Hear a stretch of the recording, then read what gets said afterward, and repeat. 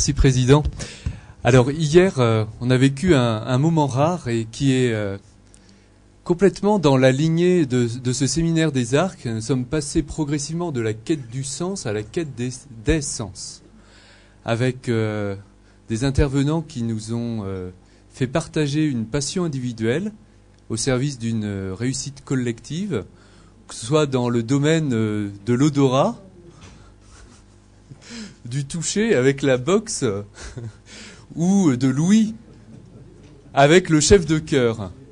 Et je profite, même si certains sont déjà partis et certains sont restés, merci Bruno, je profite pour remercier ces intervenants d'une exceptionnelle qualité, puisque que ce soit la musique, l'art culinaire ou l'esprit sportif, eh bien, on retrouve dans chacun de vos témoignages à la fois les vertus du chef et en même temps cette passion qui anime et qui fait se dépasser soi-même au service d'une équipe. Alors, Christian Lujan, hier, nous disait également que le chemin de l'harmonie, c'était d'être cohérent entre le dire et l'agir. Alors, cela va être notre fil directeur pour cette dernière matinée. Il est très difficile de faire le tour d'une telle question. Donc nous avons choisi un focus sur deux extrêmes. Le premier qui est l'action humanitaire et le deuxième qui est la sélection et la formation dans les grandes écoles, l'élite entre guillemets française. Entre guillemets. Le graphe, donc, comme à son habitude, a souhaité dépasser les clichés. Il ne s'agit pas de laisser s'exprimer simplement une sorte de mauvaise conscience occidentale qui envoie ses missionnaires à l'étranger, ou alors de donner un vernis social aux futurs managers assoiffés de bonus.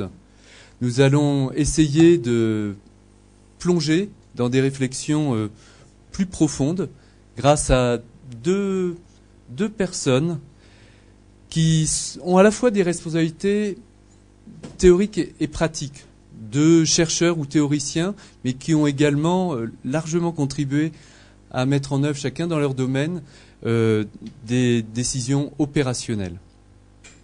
Je profite pour remercier ceux qui nous ont mis en contact avec Pierre Micheletti et François Mongin, qui sont Guillaume Pradali, donc un collègue qui est à l'hôpital psy de Grenoble, qui n'est pas présent cette année, mais qui l'était l'année précédente, et puis Catherine Auger, directrice des ressources humaines de Rouen, qui nous a permis d'entrer en contact également avec François, que nous écouterons dans un deuxième temps. Alors, pour commencer, donc, le docteur Micheletti et ses 3 vies. Je vous présente en quelques mots. Vous avez 3 vies.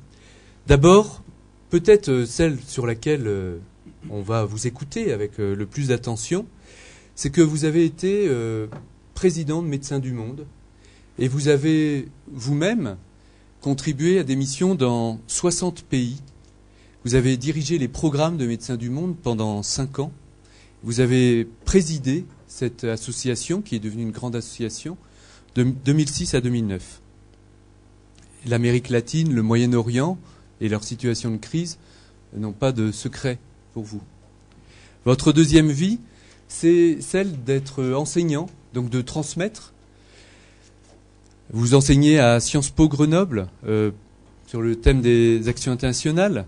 Et puis, vous êtes également chargé de mission à l'hôpital psychiatrique de Saint-Égrève, où vous cherchez à développer l'extra-hospitalier. Et puis votre troisième vie, c'est celle de romancier, en tout cas d'écrivain. Outre plusieurs articles, notamment dans le monde diplomatique, vous avez publié récemment un livre chez DDB RFI qui s'appelle Les Orphelins. Et sous une forme romancée, vous imaginez que l'affaire de l'Arche de Zoé aurait pu se terminer autrement.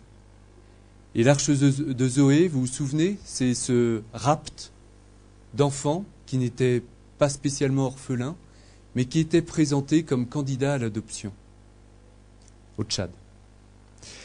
À partir de ces expériences diversifiées, fortes, eh bien, nous allons vous écouter sur une question principale. L'humanitaire international peut-il être remis en cause par sa manière d'aborder l'autre ?